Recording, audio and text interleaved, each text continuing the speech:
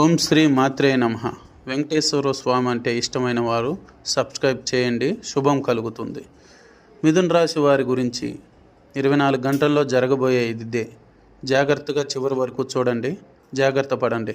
వీరి జీవితంలో అనుకోని మలుపులు జరగబోతున్నాయి. భార్యాభర్తల మధ్య సమస్యలు, ఇబ్బందులు పడబోతున్నారు. సమాజంలో అవమానాలు పడబోతున్నారు. వీరు ఎప్పటి నుంచో చీకటి రహస్యంగా దాచుకున్న అక్రమ సంబంధం బయటపడబోతుంది. వీరు చేసిన తప్పులు బయటపడబోతున్నాయి.